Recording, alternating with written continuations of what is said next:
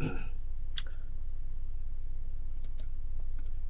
folks, this is Jake. Hope you're okay today. It's good to see you, and it's good to be with you today. I've started a new channel. Basically, I've studied the historical Jesus studies for about 10 years, and the last year it's been quite intense. I did a lot of study because I had debates with atheists, and I have a degree in theology. I've studied at master's level and in theology, specialising in postmodern studies and various religions such as Islam. And the reason why I want to do this channel is you can't see here, but I have piles and piles of study notes that I just want to get out to the public to inform them about historical Jesus studies, to strengthen people's faith, because this actually helps people to strengthen their faith, and also to challenge skeptics. So I hope it's going to be a blessing. I hope that people find it a good resource, and I hope it shows a side to me that people don't realise, a scholarly side to me that I have as well. But above all, I just hope that it brings glory to Christ and brings him honour. So we got thousands of notes to get on today. So without further ado, we will get on making the video. So come before the Lord. Lord, we come before you today, and we ask for your forgiveness and cleansing. And Father, I pray that you will bless these videos, and I pray that they be a blessing to people, and I pray that they would bring you glory and honour in Jesus' name. Amen. I pray people will get saved, and people will come to know you as Lord and Saviour. Amen. Okay, we're looking at a series of videos now, which will be a long series, and we're looking at a very important book, and it's in historical Jesus studies in modern times, and it's Jesus and the Eyewitness, the Gospels as Eyewitness Testimony by Richard Bauckham, 2006. So we're going to go through his book, and I hope that you find the quotes, and it's published by Erdman. Okay, so it's Richard Bauckham, 2006, published by Erdman, and it's Jesus and the Eyewitness Gospels, Eyewitness Testimony. He writes, all history, meaning all that history is right, all historiography, is an inextricable combination of fact and interpretation, the empirically observable and the and the invented or constructed meaning. Page 3. So I just want to talk about history and interpretation of history. History, every historian is biased. There will be people who will say, well, Christianity has the Gospels and the Gospels are biased, therefore we can't read the Gospels, and this is just complete misnomer. The fact of the matter is, every one of us and historians were all biased when we look at history.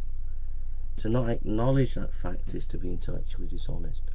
Does that mean we can't know history? No, we can know history. We can know what history means. We can understand history. Josephus was biased, but we can know history objectively through him as we read. We just have to filter our objectivity and filter our bias, and we have to filter his bias. But it can be done. But we have to be aware that we all come to the table with biased lenses. If we don't acknowledge that, we're not being intellectually honest. Hi folks, we're looking at Dr. Bauckham's book, Jesus and the Eyewitness, the Gospels as Eyewitness Testimony, Richard Bauckham, 2006, Erdman, and we're on page 5 now. He says, it is true that a powerful trend in modern development of critical historical philosophy and methods finds trusting the testimony a stumbling block in the way of the historian's autonomous access to that she or he can verify independently. But it is also rather neglected fact that all history, like all knowledge, relies on testimony. Page 5.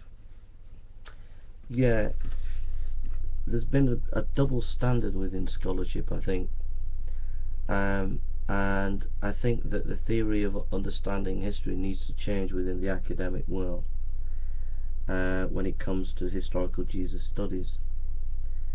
We'll just deconstruct this. It is true that a powerful trend in modern development of critical historical philosophy and method finds trusting the testimony a stumbling block in the way of historians' autonomous access to truth that she or he can verify independently.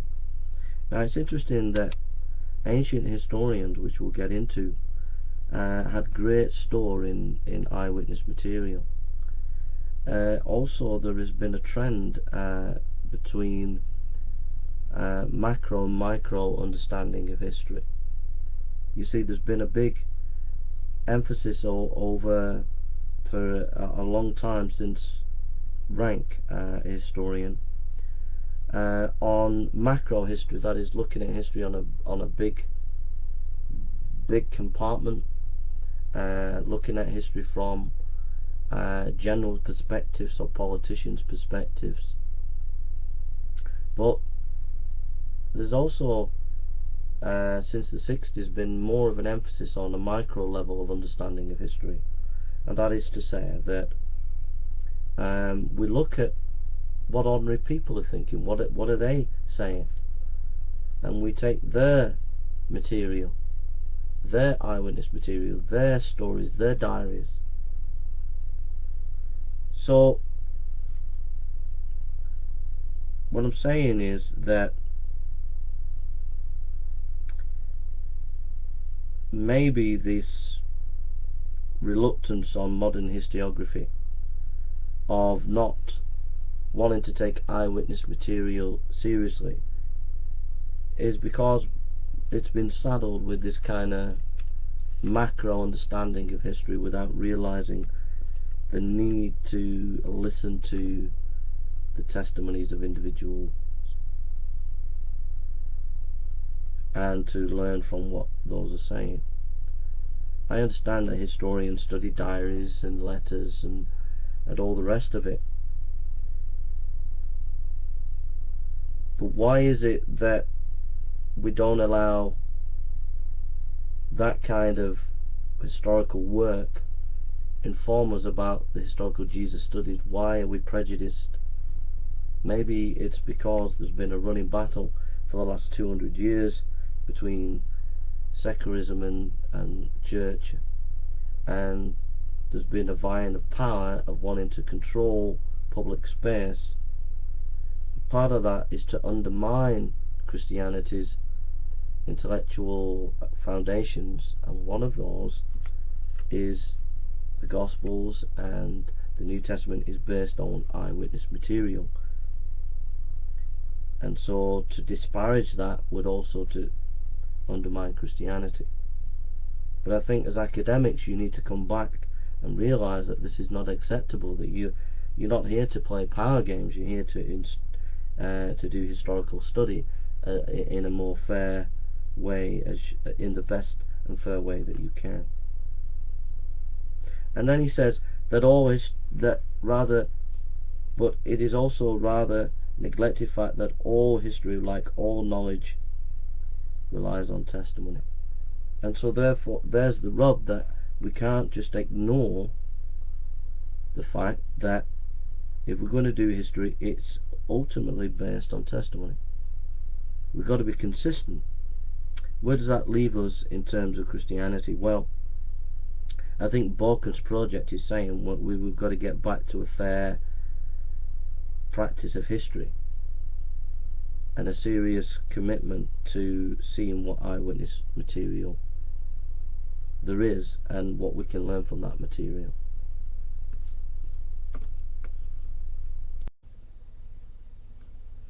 Hi folks, we're looking at Dr. Borkham's book, Jesus and the Eyewitness, the Gospels as Eyewitness Testimony, Richard Borkham, 2006, Erdmann, and we're on page 5 now.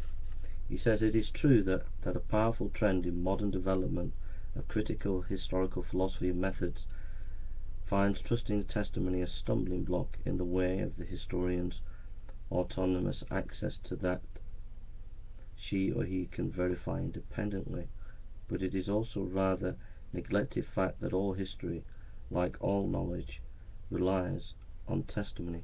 Page 5. Yeah, there's been a double standard within scholarship, I think, and I think that the theory of understanding history needs to change within the academic world when it comes to historical Jesus studies. We'll just deconstruct this. It is true that a powerful trend in modern development of critical historical philosophy and method finds trust in testimony a stumbling block in the way of historians' autonomous access to truth that she or he can verify independently. Now it's interesting that ancient historians, which we'll get into, had great store in eyewitness material.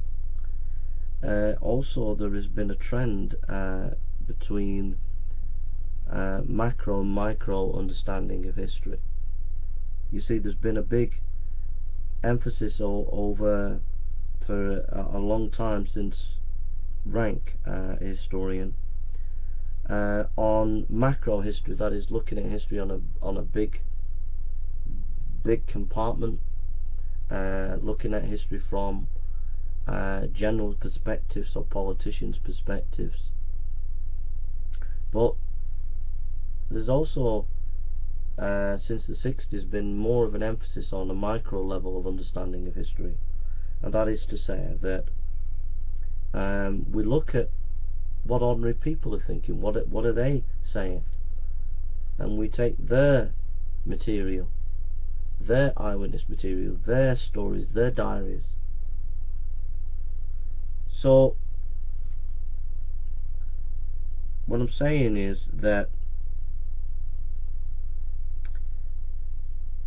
maybe this reluctance on modern historiography of not wanting to take eyewitness material seriously is because it's been saddled with this kind of macro understanding of history without realizing the need to listen to the testimonies of individuals and to learn from what those are saying. I understand that historians study diaries and letters and all the rest of it, but why is it that we don't allow that kind of historical work inform us about the historical Jesus studied? Why are we prejudiced? Maybe it's because there's been a running battle for the last 200 years between secularism and church, and there's been a vying of power of wanting to control public space. Part of that is to undermine Christianity's intellectual foundations, and one of those is the Gospels, and the New Testament is based on eyewitness material, and so to disparage that would also to undermine Christianity. But I think as academics you need to come back and realise that this is not acceptable, that you're not here to play power games, you're here to do historical study in a more fair way, in the best and fair way that you can. And then he says that but it is also rather neglected fact that all history, like all knowledge, relies on testimony. And so therefore there's the rub, that we can't just ignore the fact that if we're going to do history, it's ultimately based on testimony. We've got to be consistent. Where does that leave us in terms of Christianity? Well, I think Borkham's project is saying we've got to get back to a fair practice of history and a serious commitment to seeing what eyewitness material there is and what we can learn from that material. Hope you're okay. We're looking at Jesus and the Eyewitnesses, Gospels as Eyewitness Testimony, Richard Borkham, 2006, published by Erdman. We're on page 7. He writes, concerning Vincent Taylor, Borkham says, he went on to point out that the eyewitness participants in the events of the Gospel narratives did not go into permanent retreat. For at least a generation they moved among the young Palestinian communities, and through the preaching of fellowship their reconstructions were at the disposal of those who sought information. So what Borkham is saying, quoting Vincent Taylor, a scholar, is that actually these key important people like Peter and James and people like that, they didn't just disappear off the scene straight away. They were preaching and they were passing on their beliefs to other people. And if this is the case, there will be a strong historical core about Jesus that is reliable within that participation. He quotes Martin Hengel.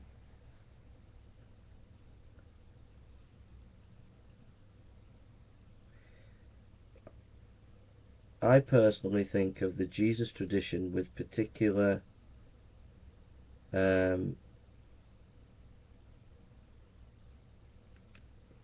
I can't read that word. I personally think of the Jesus tradition, or more precisely the memory and missionary preaching, as historically undeniable. That's Martin Hengel he quotes. What he's saying is that you can't get away from the fact, if you say that Jesus didn't rise from the dead, Jesus didn't exist, whatever, you can't get away from the fact that it's undeniable that the early tradition of Jesus, that they actually believed that he did rise from the dead, that they believed in the historical, the miracles and all the rest of Jesus' mission. They believed that, and that's what they were preaching. That can't be denied. So someone said, well, they saw an imaginary Jesus. They saw imaginary miracles. The point is that they didn't say that. They said they saw Jesus do miracles. They said they saw Jesus rise from the dead. That's the fact that we have to deal with. And that's what Borkham is saying. If we get to the eyewitness material, once we start to take that seriously, then we've got to deal with that fact, those facts.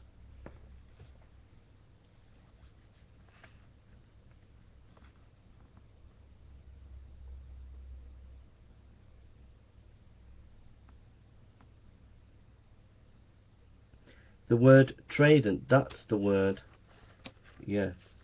Martin Hengel, I personally think of the Jesus tradition with particular tradents, or more precisely their memory and missionary preaching, is historically undeniable. The word tradent means the person who delivers or hands over any property to another. So they're the people who are handing over, in this particular case, the story of Jesus.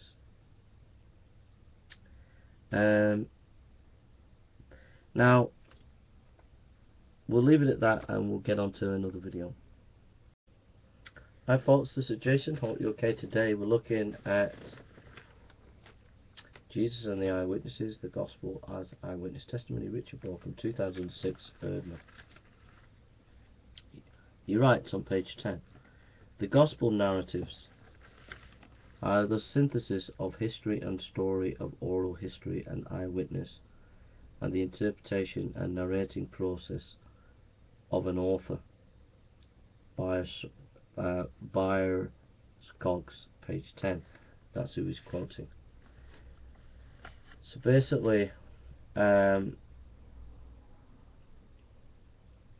what that means is that completely smashes the idea that the Gospels are historical material that were done by anonymous communities that were just mythological, or that over a long period of time developed by a community of writers. What Borkham is proposing is, no, early on there were authoritative people who had an understanding of the life and death of Jesus. They passed this information on. It was their interpretation, but it was written up by one author.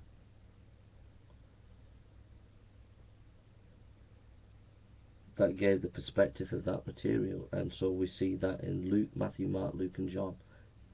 Each was an author, and wrote as an author, and we can see that as we read the Gospels.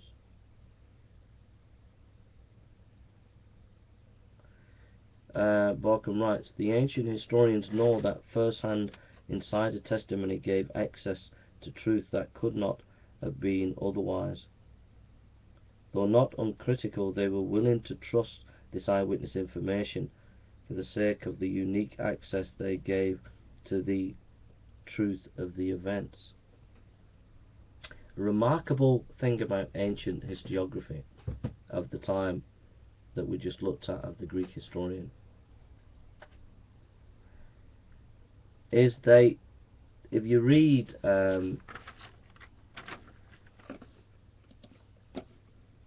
Polybius, this is in his history,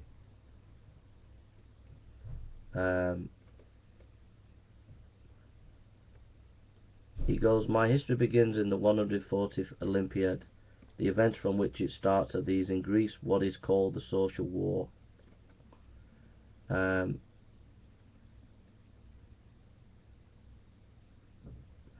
is an analogy between the plan of my history and the marvellous spirit of the age which I have to deal.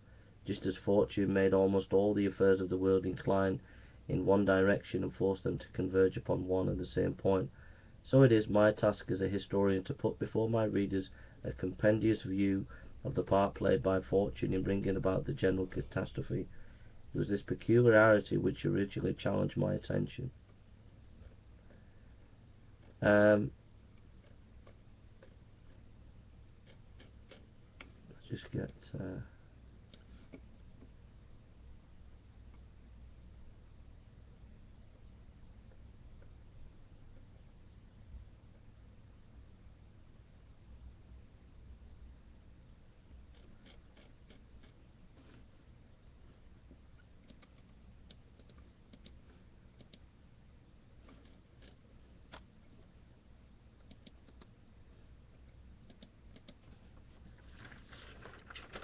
sorry about this, we'll get this. What I'm doing is just getting some quotes of Polybius on history.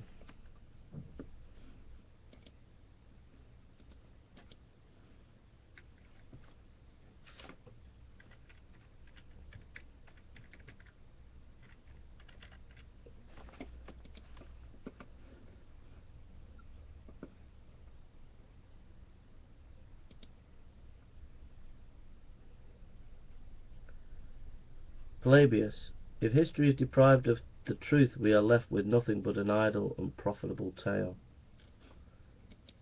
That's Polybius.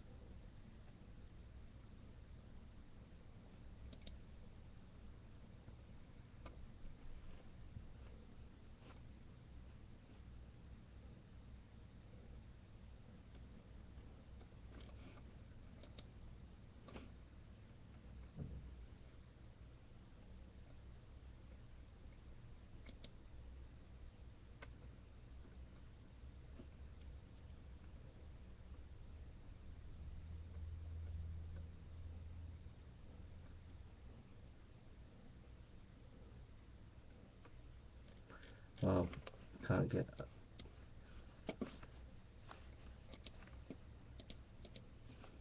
The point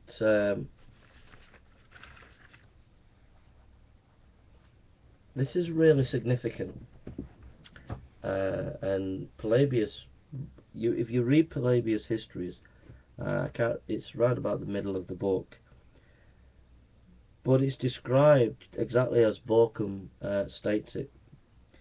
Borkum says the ancient historians know that first-hand insider testimony gave access to the truth that could not have been otherwise. And when you read Polybius, you get this feeling. You get this feeling that actually, unless we get eyewitness material, this eyewitness material for a battle gives us a unique access to that battle, a unique truth that we would not have otherwise. And the thought that comes to my mind is, when we're looking at the life of Jesus, why as modern historians don't we have that view of eyewitness material?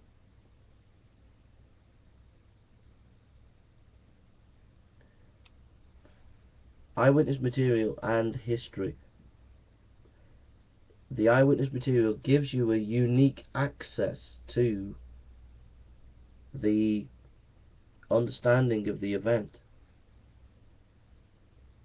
I think that what's happened is, because we had rank and we had historians from that time trying to give us objective history, and it's more trying to be scientific, and so that often would negate the individual accounts of a historical event. Maybe this modernistic perspective of history has been too influential, and I know there are trends in history where that modernistic understanding of this, we're going to get objective history, and the denigrating of eyewitness material, that the trends have changed, that there is a movement away from that to more seeing that individuals and communities and their eyewitness testimony is now being seen as important, and has been for some time. But I do think there is a truth that as historians we have missed, and that is to say that eyewitness material does give you a unique access into history. And I think the ancient historians had something there that we have lost as modern people.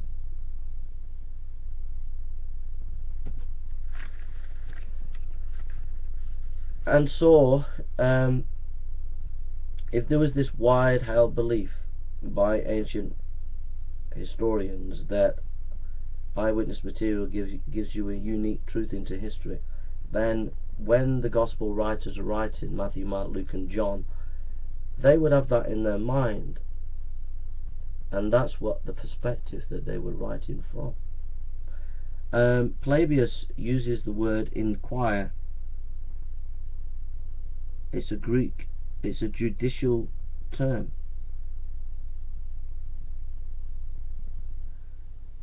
These kind of Greek words like I inquired, this was a technical term used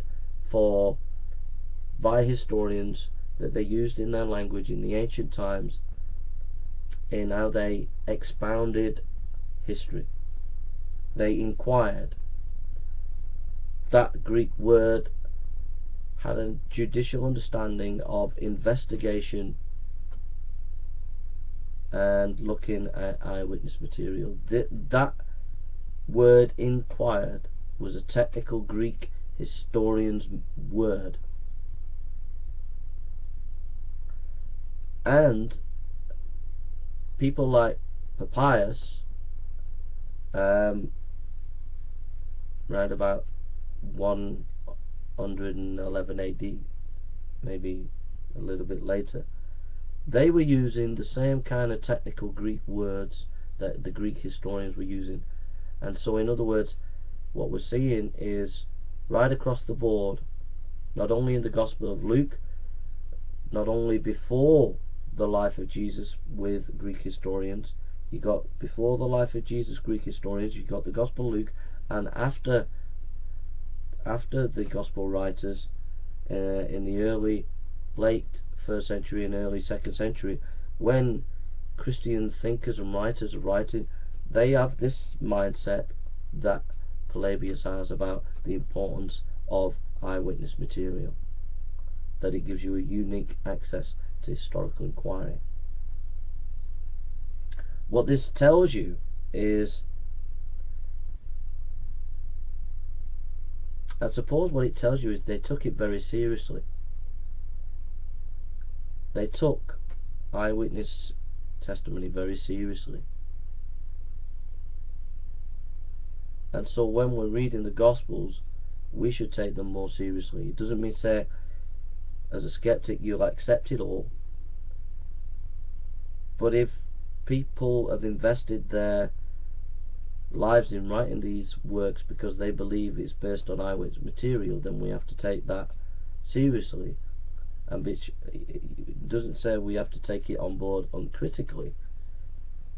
But the days of saying, oh, it's all myth, Jesus is a myth, and Jesus didn't rise from the dead, and it's all myth, you can't just dismiss it like that. You've got to engage with the material.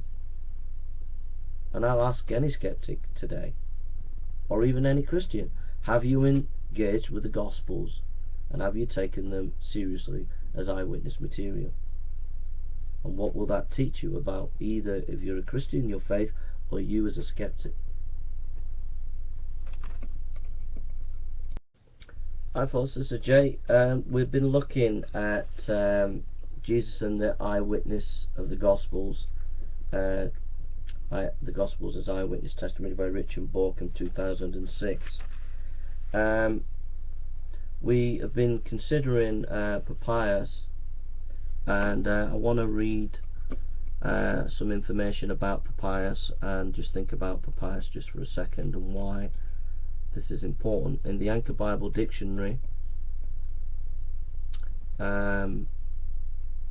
Shoulder writes, page 140, according to Irenaeus, our earliest witness, Papias was a hearer of John, the companion of Polycarp, a man of primitive times who wrote a volume in 5 books, quoted by Eusebius, Histories Ecclesiastes, chapter 339.1.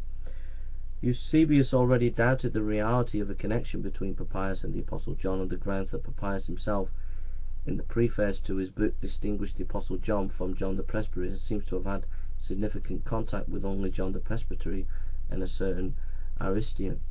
Eusebius' skepticism was no doubt prompted by his distaste, perhaps a recently acquired distaste, for Papias' Chaliasm, and his feeling that such a theology qualified Papias for the distinction of being a man of exceedingly small intelligence. Nevertheless, Eusebius' analysis of the preface is probably correct. His further point that Papias' Chaliasm put him to the same camp as the revelation of John is surely relevant. It is notable that Eusebius, in spite of his desire to discredit Papias, still places him as early as the reign of Trajan, AD 98 to 117, although later dates have been suggested by scholars. Shoulder writes about the comments of Papias. What the fragments have to tell us about Mark and Matthew is information that Papias himself traces to the presbytery. Eusebius separates the statement about Mark and Matthew, but they may have originally followed one another, and certainly seem closely related. Perhaps the simplest reading of the statement on Mark is that Mark served as Peter's interpreter, possibly in the role of a methergammon, or oral translator, and wrote down what he heard Peter say of the words and deeds of Jesus, and that his writings is defective in order, though not accordingly in accuracy or fullness of recollection, because Peter naturally referred to the Lord's logi in a random manner. Some have suspected that Papias did not have in mind the Gospel of Mark that we know, but their arguments are tenuous. On another point, Kurzinger's attempted to show that Papias was speaking not a translation from the native language of Peter, but a presentation of the reports of Peter, an interpretation which he applies to Papias' statement about Matthew, but this seems to push a rhetorical approach to Papias' terminology too far.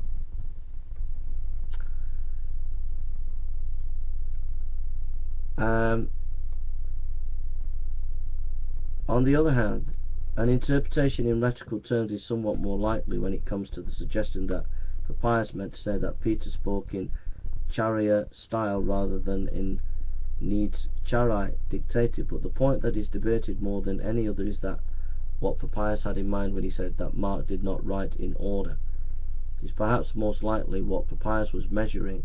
Mark by Matthew is said by Papyrus to have made an ordered arrangement of the materials, or perhaps more generally by Papyrus' own conception of what ought to be included in such an account, and that he had in mind completeness of information as well as order, in the narrow sense of the term. In any event, Papyrus is defending Mark in spite of perceived deficiencies. And Papyrus attests the role that oral tradition continued to play in the first half of the 2nd century. Papyrus, here it is, preferred the living voice to what could be found in books. Nevertheless, Papyrus seems to have known the Gospels, and he provides the earliest tradition concerning the authorship of Gospel of Mark. The testimony of Papyrus concerning Matthew is more problematic. Eusebius says that Papyrus also made use of testimonies from the first letter of John, and likewise from that of Peter.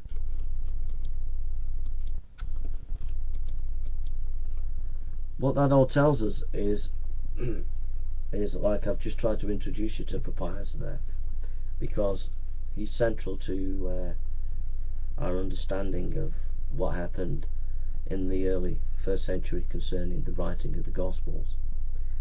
What is very, very clear there, and what Balcom is trying to prove in his book, is that ancient historians believed in the living voice. They believed in going to eyewitnesses and talking to them themselves. And what we see in Papyrus is this same methodology. Now, it doesn't mean to say that what Papyrus collected was 100% correct, but what it does tell us is that as historians we can't be dismissive, and as skeptics and as Christians you can't be dismissive of this kind of material in the Gospels. You can't just say, well, it's all myth, because you've got to be willing to realize that these people, when they wrote these Gospels, they believed that it was eyewitness material. And that's the point that I get. Let's turn to 1 Corinthians chapter 15:6. It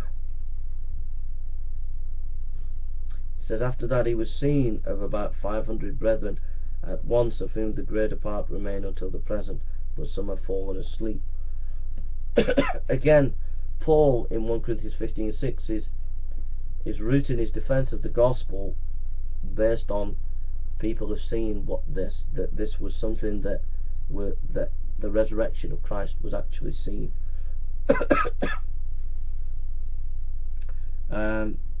Balcom on page 14 writes, the source of oral historian are reminiscences, hearsay and eyewitness accounts about events and situations such as contemporary, that is, which occurred during the lifetime of the informants.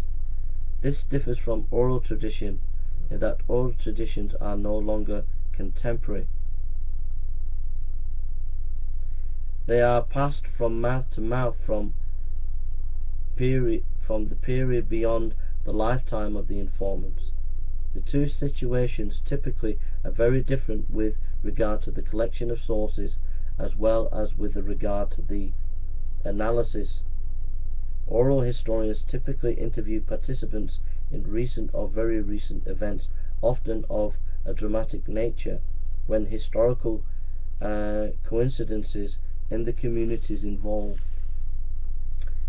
Very important that when we talk about oral tradition and oral historians, there is a difference. So the form critics and the modern scholars often would talk about oral tradition, and it would be like Chinese whispers. Someone would pass on information, community pass on information to another community, and it would get changed in the sieve. But because we've shown because Borkham has shown from Pelagius and Papias that there was this importance of the living voice to look at as a historian. That was a different methodology. It was a methodology of wanting to record what people say in an interview. That's historiography, and that is different from oral tradition, which is just purely passing on story from story to story. So a subtle but very important distinction that the form critics and a lot of the skeptics miss when they attack the Christian faith is that oral historians were involved in the writing of the gospel literature, and oral historians are different from oral tradition. We'll read it again.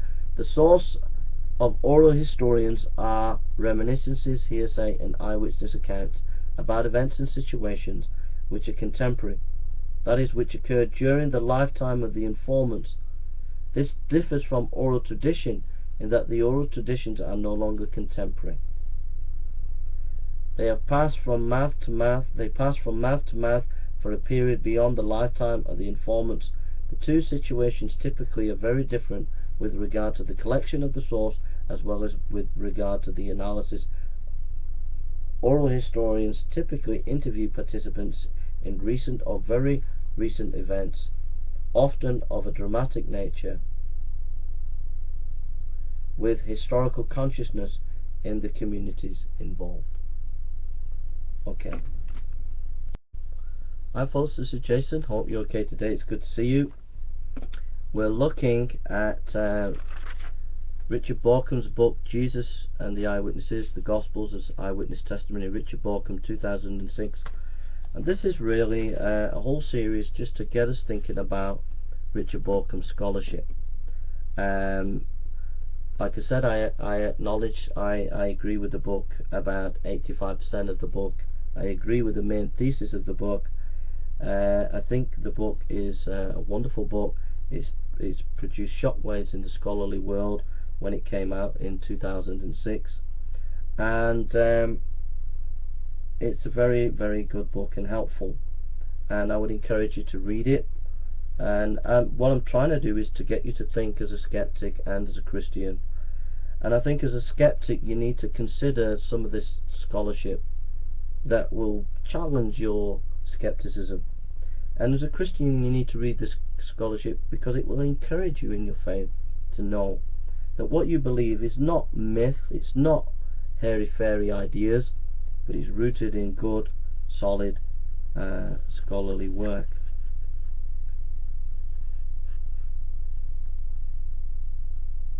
So, page 95, Borkham says the appointment of the 12, that's the 12 disciples, constituted, as several scholars have agreed, a prophetic sign of what God was doing in Jesus' ministry. So in other words, the historical Christ studies have come to see that the 12 disciples were actually real historical people.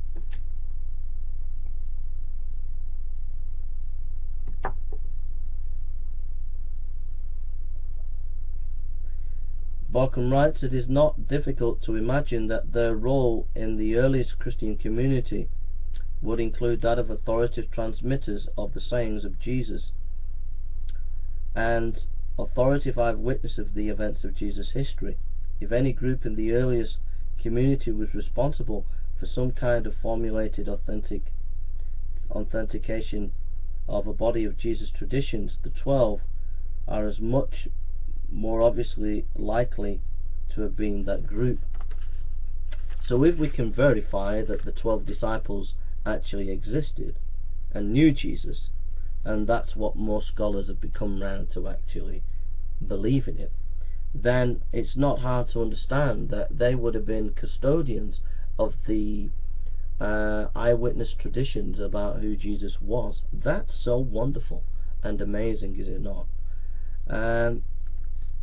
And let's just turn to Matthew chapter 10 verse 2 and 4. Matthew 10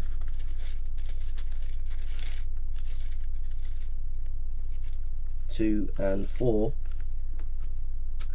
The name of the 12 apostles are these: the first, Simon, who is called Peter, and Andrew his brother, James the son of Zebedee, and John his brother, Philip and Bartholomew, Thomas and Matthew the publican, and James the son of Alphaeus, Lebbaeus, whose surname was Thaddeus, Simon the Canaanite, and Judas Iscariot, who also betrayed him. These 12 Jesus sent forth and commanded them, saying, Go not into the way of the Gentiles and into the city of Samaria, but go rather to the lost sheep of the house of Israel. Now you can find the name of the 12 in Mark chapter 3 verse 16 to 19, Luke chapter 6 verse 13 to 16, Acts chapter 1 verse to 1:13. So basically these names that are mentioned, these 12 disciples, have been regarded as historically true people, and they would have been custodians of the eyewitness material of Jesus. Again, completely demolishing form criticism. Now there could be an argument coming back and say, yeah, but some of the names, some of the disciples, the lists don't seem to match, there seem to be different names, and the answer to that is that some disciples would have had two names. So for various cultural reasons, which Borkham goes into on page 101 and 102.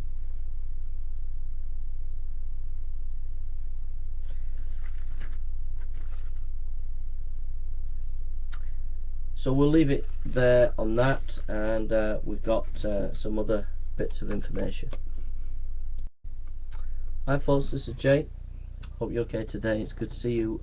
I've got a stack of notes on Borkham's lectures, but I just gave a little snippet there and just introduce you to the fact that there are a number of lectures on YouTube and other academic institutions that you can have a look at.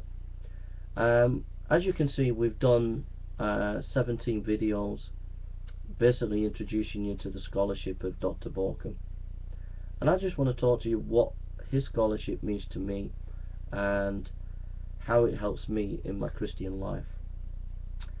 On the internet, you'll find that there are thousands or an army of atheists that are either telling us that Jesus was a myth, or if they're a little bit more intelligent than that, that they will at least say that Jesus didn't rise from the dead and Jesus didn't do the miracles. On top of that, in our own society, there is a massive rejection of the Christian faith, and in the academic community there is a resistance to Christianity. What Richard Borkham has done for me is, here we have a world-renowned scholar in the historical Jesus studies, who is a trained historian, who comes at it, at the subject, with the best academic credentials and the best honest integrity in the studying of the life of Jesus. When you begin to study his book, you begin to realize how much evidence there is for your Christian faith, how much the Gospels do tell us about Jesus. I don't fully agree with Borkham on everything. There are some times where he says things that, for me, undermine Scripture. He doesn't believe in the full inerrancy of Scripture, that there are no faults in the Bible. He can quite happily say that there's a mistake here in the text. But having said that, his scholarship is a massive assault on the skepticism that's been around in the academy for a long time, and it's a very effective and powerful assault.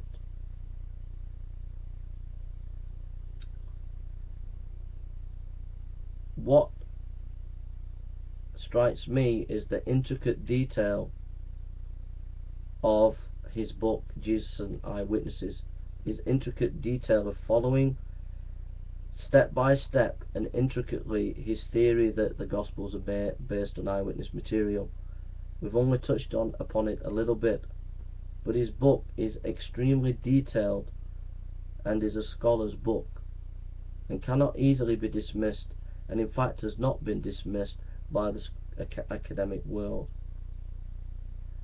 On top of this, I found his lectures highly refreshing in that he brings to bear not only a large knowledge or a great knowledge of antiquities historians. We not only get Plutarch and Pelagius and many other ancient historians expounded to us. Barkham also has a great grasp of the way modern historians have developed. He has a great grasp of how modern historians have developed their methodologies and the way they write history, and he brings that all to bear in the study of the historical Jesus. And I find that refreshing, because he's not an ivory scholar, biblical scholar in his ivory little theological world, but he's a scholar that has engaged with secular historians and secular methodologies, and tries to come at his studies with the best intellectual equipment that he can for the task. And that is why he's respected on both sides of the camp, whether it be the atheist or the Christian in the secular world of academia.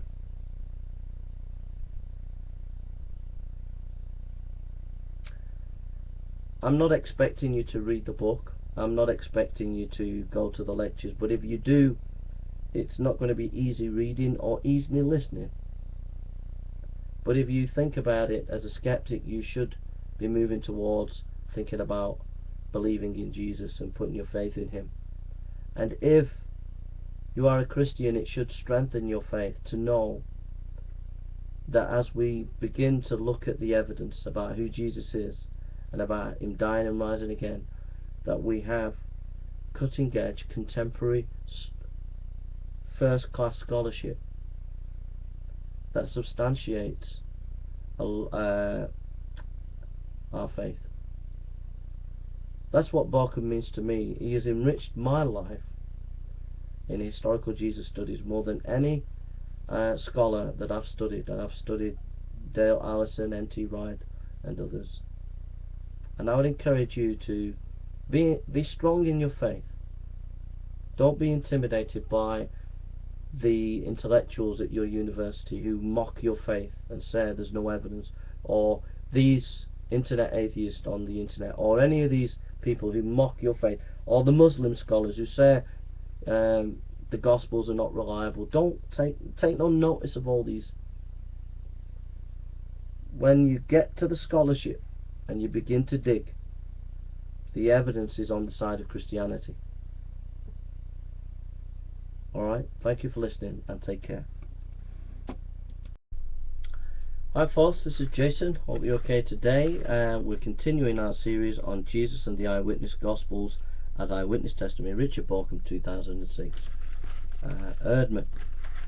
Now, Barkham goes into his book and he then gives more detail about how how he proves that the Gospels are actually based on eyewitness material.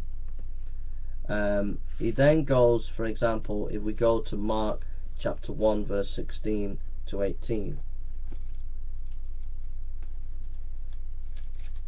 Mark chapter 1 verse 16 to 18. Now as he walked by the Sea of Galilee, he saw Simon and Andrew his brother casting a net in the sea, for they were fishers. And Jesus said unto them, Come ye after me, and I will make you become fishers of men. Straightway they forsook their nets and followed him. Now what Barkham noticed there is, as you look at ancient historians, the way they wrote biography and history in the time of Jesus and in that period of history, basically they would have what would called an inclusion, and what that would mean is they would have a beginning, middle and end in their writing of the person. The beginning of the person, the middle of the person's life, and the end of the person.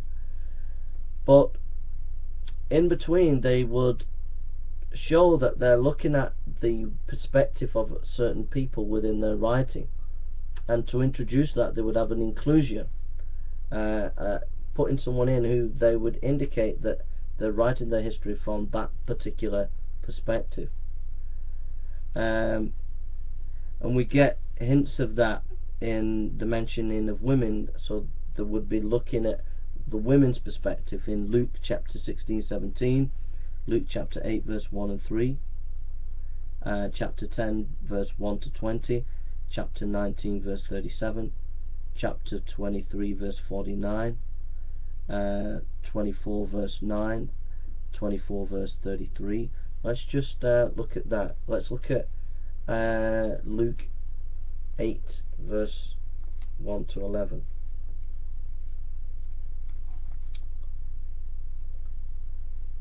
And it came to pass afterwards that he went through at every city and village, preaching and showing the glad tidings of the kingdom of God.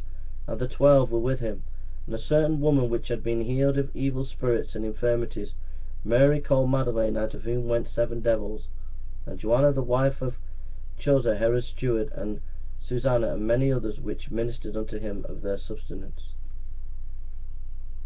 So there is an example of how the writer's indicating that where he's getting his source material from for writing his life. And we can look at Luke chapter 24 verse 6 and 7, Acts chapter 1:15, Acts chapter 21:23. This kind of similar methodology of indicating where your source materials come from is found in Lucian's life of Alexander and Porphyry's life of Plotinus.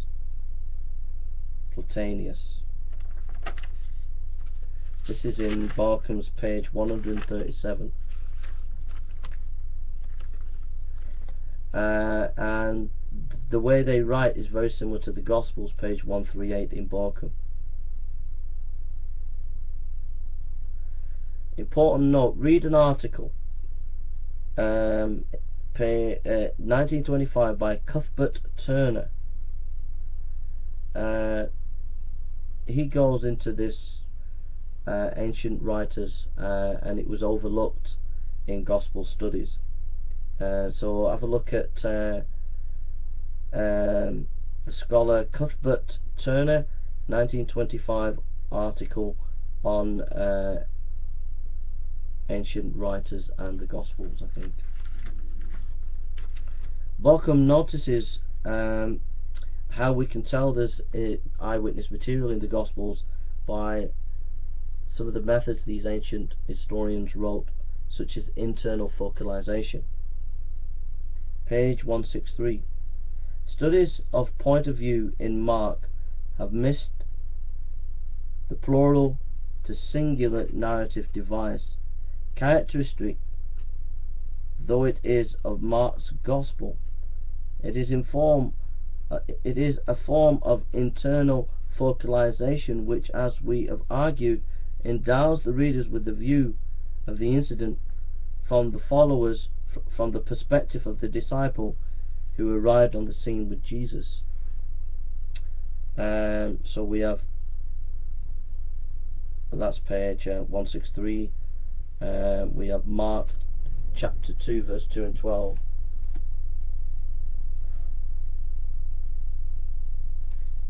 Mark chapter 2 verse 2 to 12. Straightway many were gathered together, insomuch that there was no room to receive them, not so much as about the door, and he preached the word unto them. And they come unto him, bringing one, and when they could not, they uncovered the roof where he was, and when they had broken it up, when Jesus saw their faith, he said unto the sick of the palsy, Son, thy sins are forgiven thee. But there were certain of the scribes sitting there. Why does this man thus speak blasphemous? Who can forgive sins but God only? And immediately when Jesus perceived in his spirit that they so reasoned within themselves, He said unto them, Why reason ye these things in your hearts? Whether it is easier to say to the sick of the palsy, Thy sins be forgiven thee, or to say, Arise, and take up thy bed, and walk. But that you may know that the Son of Man hath power on earth to forgive sins, he said unto the sick of the palsy, I say unto thee, Arise, take up thy bed, and go thy way into the house. And immediately he arose, took up his bed, and went forth before them all, inasmuch as they were all amazed, and glorified God, saying, We never saw it on this fashion.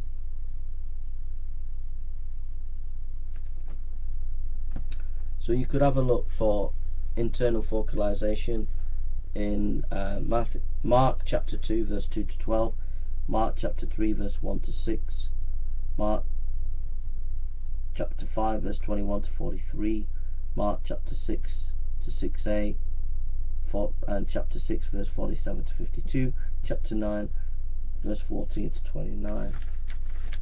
Excuse me.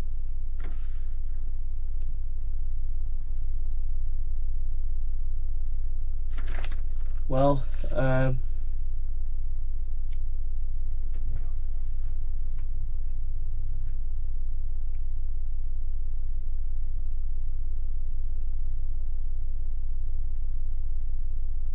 again, he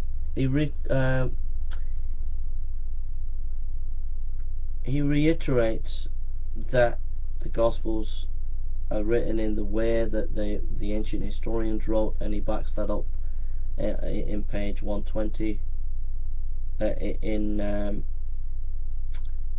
don't know what page it is, but it's round about the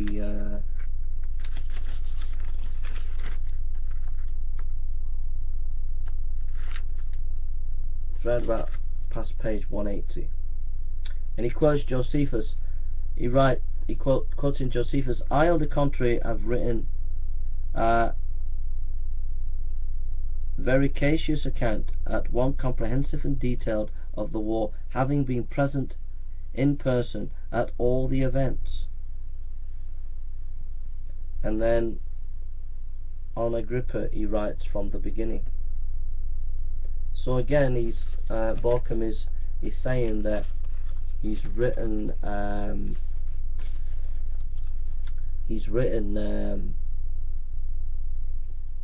that the Gospels, again, mirroring the way ancient writers wrote, that they looked for eyewitness material. Okay, that's a 500-page book. I've only covered about 180 pages of Borkham, okay, on Jesus and the Eyewitnesses. We're now just going to look at some notes of some of his lectures, and then we'll conclude there. Okay. So we've been looking at Richard Borkham's book, and the last two videos have been basically playing devil's advocate, coming across and critiquing his book, a book that, generally speaking, most of it, not all of it, I agree with. So we played devil's advocate, specifically on the Papias scholarship. So that's where we're at. Basically, the last two videos could be summed up when Gary Habermas was debating Anthony Flew on the resurrection of Christ. Anthony Flew stated that he was an atheist at the time, became a deist later, but he stated that the resurrection is believable if it's in the context of the God of the Old Testament. And that's the point. I think that facts without a context don't get you completely to believe in Christ, in the sense that I can lay all the historical facts about Jesus, him dying and rising again, but if someone doesn't believe there's a God, they're not going to end up believing Jesus as the Son of God and rising from the dead. So you have to give evidence and facts about Jesus and his life, and this stuff by Borkham is really helpful for that.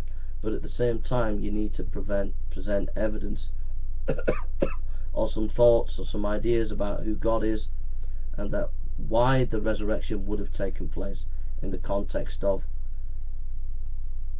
the God of the Bible. I think that can't be left out. I think that's important.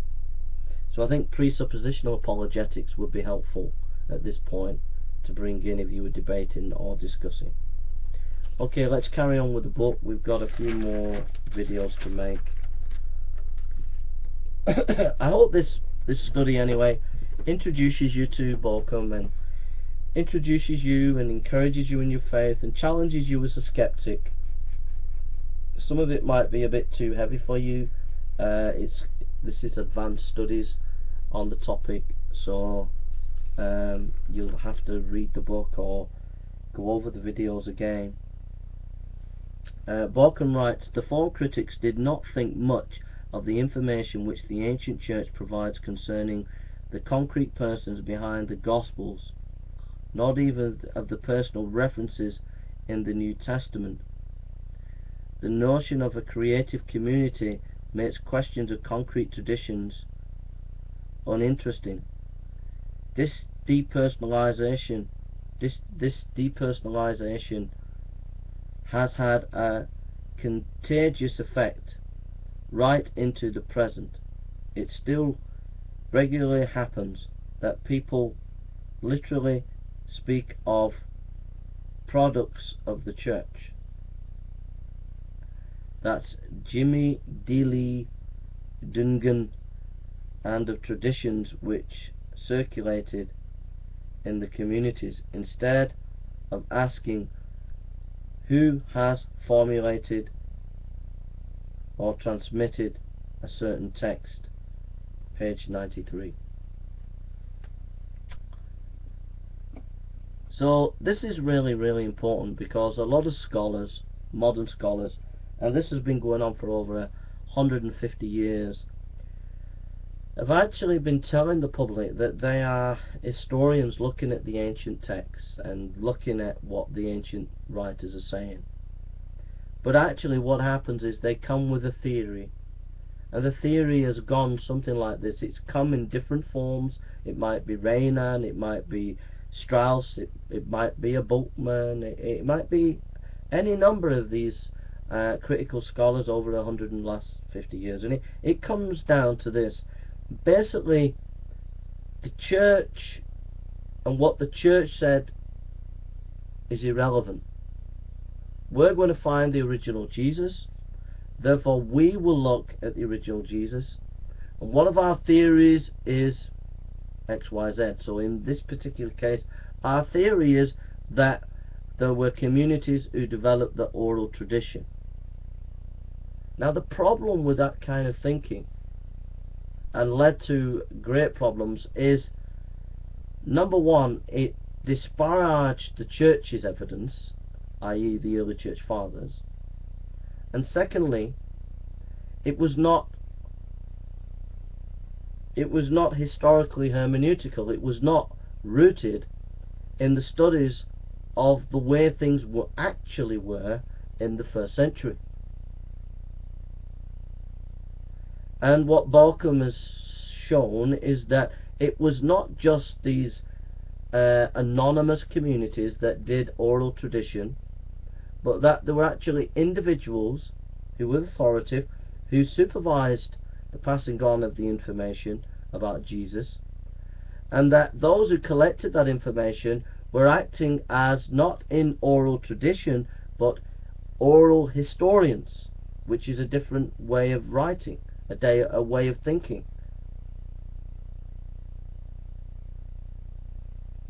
That's where we're at. And it had a disastrous effect.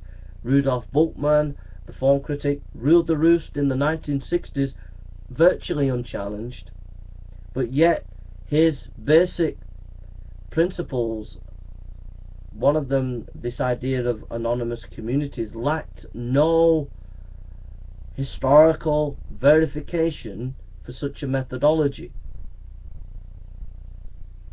So what you've got to be careful of is when you have these academics who attack the Christian faith, such as Richard Carrier or Dr. Price or Bart Ehrman, and they say that they're using objective criteria. They say that they're coming at it from a historian's point of view.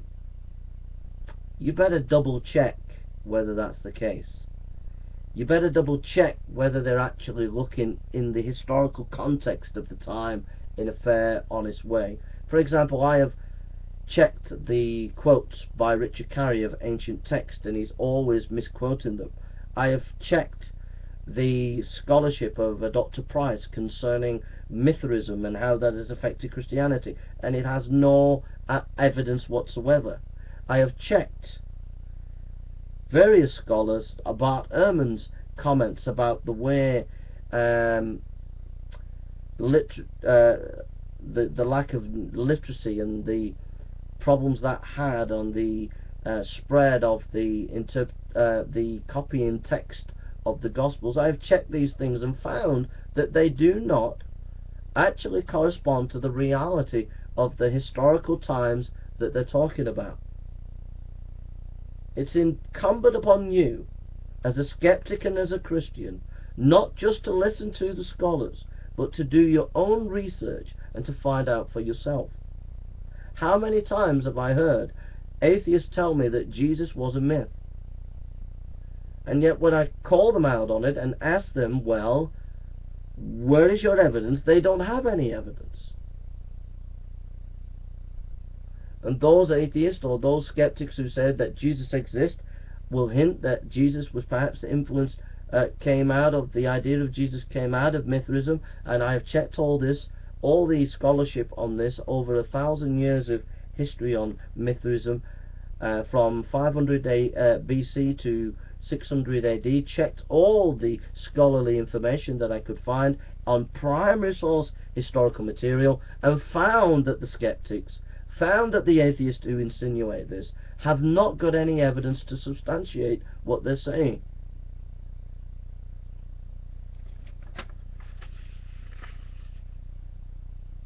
Page 95. That Jesus himself appointed 12 of his disciples for a special place in his mission of renewing and restoring God's people, Israel, has been doubted by some scholars following the lead of Rudolf Bultmann, who have supposed that the notion of the 12 originated only later. However, a large majority of recent scholars has accepted it, especially since it coheres so well with the trend to understand Jesus as thoroughly Jewish terms. Page 95. So you can see a massive seesaw going on in the history of historical scholarship concerning Jesus studies. At the time of Bultmann, it was stated that this idea that Jesus had 12 main disciples is just pure myth. But then, when the scholars began to ditch the Bultmann ideas and the form criticism, and began to look at first century Judaism in the context of, I kid you not, first century Judaism. In other words, scholars realized that the Bultmann project of the 1960s and the form criticism that went on and on and on about don't look at anything from a Jewish context because that's not true to the context. Let's see what the Greek context is of the gospel literature, and that's the real authentic gospel literature. But scholars realized that this was just not true, that if we actually look at first century Judaism, surely we need to consider that it was Jewish, that there was a Jewishness about this literature, that there were Jewish aspects to this literature, that there was reflections of the Gospels of Jewish culture, that it weren't just all Greek influenced. And that made them realize that actually the word 12 disciples was not Greek, it was something to do with the fact that the early disciples, early first century Judaism, had these kinds of rabbis and teachers that would do this, and so therefore it became historically viable to say that Jesus had 12 disciples. A complete seesaw in the scholarship. What that tells you as a Christian is beware of any scholar that comes to you, or when you go to university and the scholar is accepted by ultimately by the academic world in historical Jesus studies, it doesn't mean diddly squat if you go to the evidence and the evidence completely disagrees with what the major scholars are saying. Do your own research and make sure that what you base your teaching on, your ideas about Jesus, is based on good, fair, honest, open study of the evidence. And if you did that as a skeptic, you would become a Christian, because you would see that your skepticism is not warranted if you were objective and fair in the studying of the evidence. Hi folks, this is Jake. Hope you're okay today. We're looking at Jesus and the Eyewitnesses by Richard Bauckham, the Gospels as Eyewitness Testimony 2006. We're looking at some really heavy duty scholarship, and that's what I hope to do on this site. Is we'll be looking at anything that about historical Jesus studies, or anything that can strengthen our faith with good scholarship. This is what this channel is all about. And we're looking at a book that I read that I found a very help of one of the top scholars in this field of historical Jesus studies. Now, in Bauckham's book, he mentions Polybius, and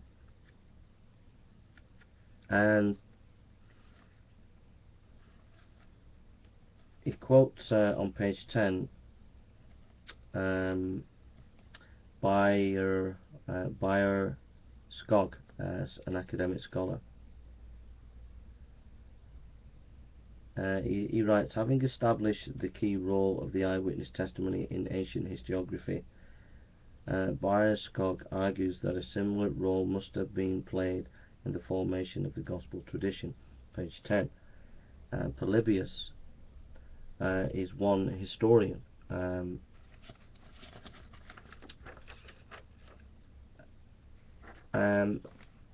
Polybius was a Greek historian. We'll just get some information here.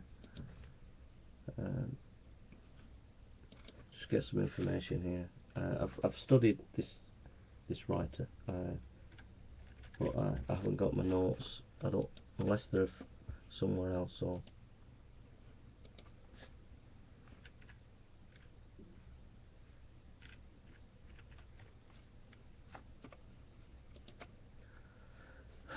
yeah, Polybius is an ancient Greek historian noted for his work, The Histories, which covered the period of 264 to 146 BC in detail.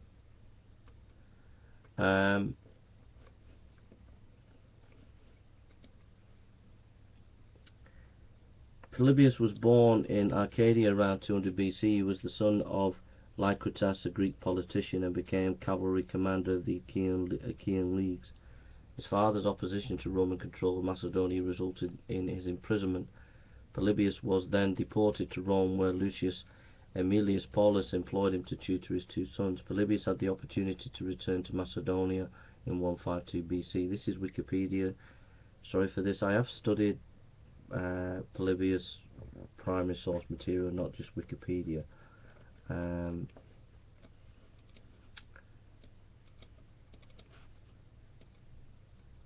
See what I can get.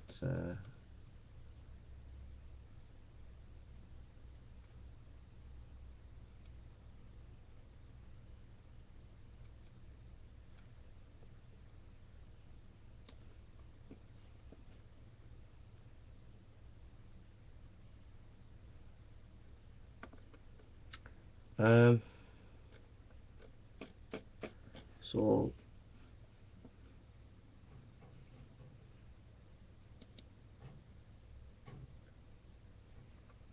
you can get, we'll just look at the Greek Polybius histories. Yep, we got it here. So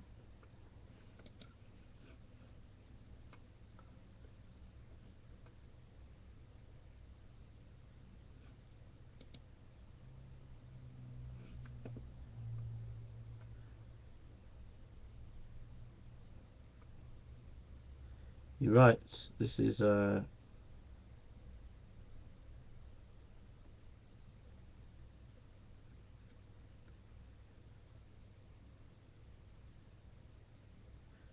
This is how he writes. My history begins. This is the starting point of history. The history. This is in.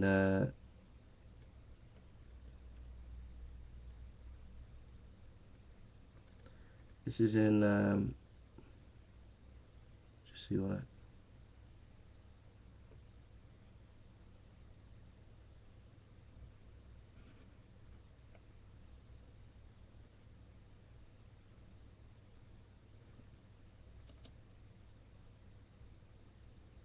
Sorry about this.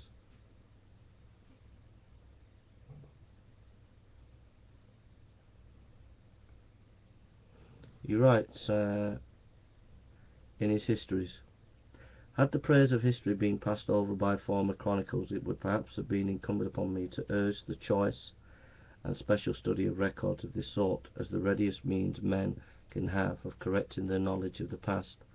But my predecessors have not been sparing in this respect. They have all begun and ended, so to speak, by enlarging on this theme, asserting again and again that the study of history is in the truest sense an education and a training for political life, that the most instructive, or rather the only method of learning to bear with dignity the vicissitudes of fortune is to recall the catastrophes of others. It is evident, therefore, that no one need think it his duty to repeat what has been said by many, and said well. That's just a little bit of Polybius histories, just to get some primary source materials, so we're not doing shoddy work. But the point is, if you read Polybius, this is the point. Sorry for labouring this. Let's just Bierskog, Borkum quotes him, having established the key role of eyewitness testimony in ancient historiography. Bierskog argues that a similar role must have been in the formation of the gospel tradition. So here's the point. What some thinkers, historians did, is they looked at Polybius and they saw that Polybius, when you read his histories, he goes on midway through his book, he talks about, if you're going to be a good historian, he chastises bad historians. If you're going to be a good historian, you need to go and talk to eyewitnesses. And so if there was a battle in your time and you wanted to write about it as a historian, you were expected to go to the scene and talk to the people who would have been there. And this was standard practice amongst ancient historians, especially after the time of Polybius, because he influenced this kind of writing. So what that means is, when we come to the Gospels, for example, if we come to the Gospel of Luke,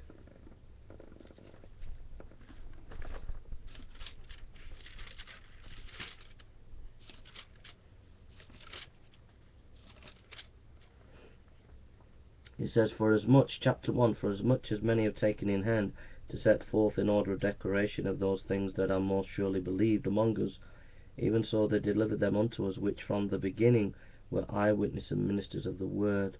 It seemed good to me also, having had perfect understanding of all these things, the very first to write unto thee in order, most excellent Theophilus. So when we read that, it's actually very, if not exactly the same, the way Polybius would see how to write history. So what that means, when we're reading the Gospels, we look at it in its historical context. The Gospel writers are writing as history. They're using the typical methods that ancient Greek and Roman historians would use. That puts a big question on coming at the Gospels as if they're just myth, because they're not. They're being written as serious historical material, as a testimony to the life of Jesus. And this is verified when we look at ancient writing, ancient historiographical writing. We'll get on to more of this. Hi folks, this is Jake. Hope you're okay. Today we're looking at Jesus and the Eyewitness Gospels, as Jesus and the Eyewitnesses, the Gospels as Eyewitness Testimony, Richard Borkham, 2006, Erdman. And we're on page 6. He writes, "This is the assumption that the traditions about Jesus, his acts and his words, passed through a long process of oral tradition in the early Christian communities. And the writers of the Gospels only at a later stage of this process." So, sorry, I couldn't read one of the words, and I think re-edited or... So, this is the assumption that the tradition, this is form criticism. He's on about form criticism. This is the assumption that traditions about Jesus, his acts and his words, passed through a long process of oral tradition in the early Christian communities. That the writers of the Gospels were at a later stage of this process. Page 6. I'll read that again because I got interrupted with the telephone. This is the assumption, form criticism, that the traditions about Jesus, his acts and his words passed through a long process of oral tradition in the early Christian communities. And re-edited, I'll put it in because I can't read my word there. I think it's edited. The writers of the Gospels only at a later stage of this process. Page 6. Page 7. If the form critics are right, the disciples must have been translated to heaven immediately after the resurrection. That's J. Borkham, who quotes Vincent Taylor, and we'll come back to that in a minute. One of the things about historical Jesus studies is form criticism, and which was mainly this guy, Rudolf Bultmann was the main guy for this, and we may look at him at a later date, some of these essays and writings. But Rudolf Bultmann was influential in developing form criticism.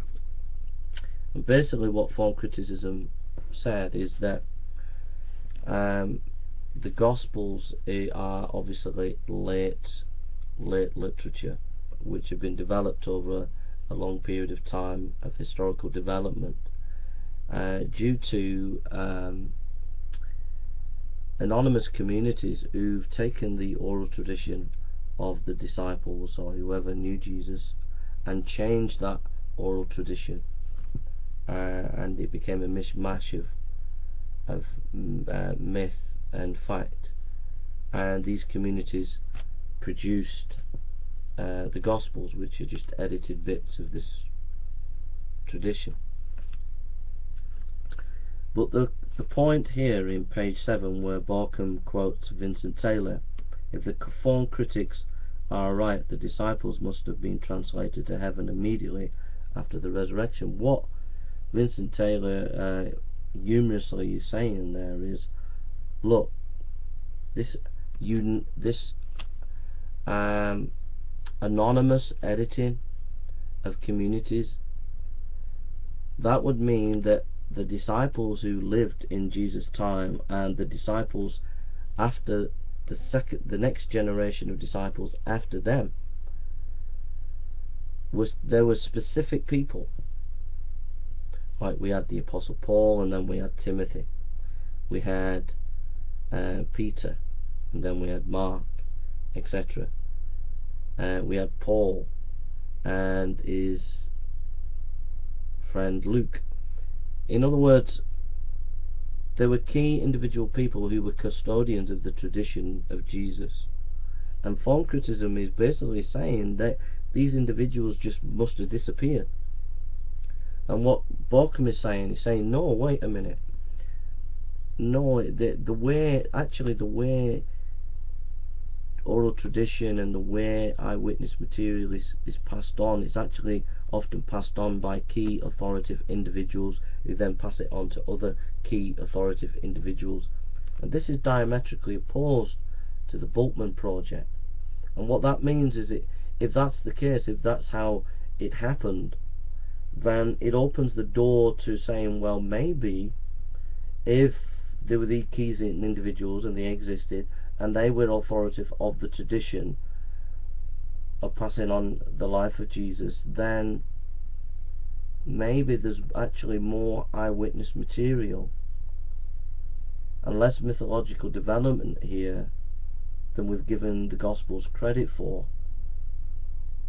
That's the beauty of what Borkham and other scholars in this area are bringing to us, and it has direct relevance against the skeptics, the atheists, and the many mytherists and Jesus mythers out there who say Jesus is a myth. It completely demolishes a lot of skepticism and a lot of attacks on the Christian faith, because what it does is actually bring this theory of eyewitness material, brings us closer to the historical Jesus and verifies more the Gospels, and we'll get into more of this.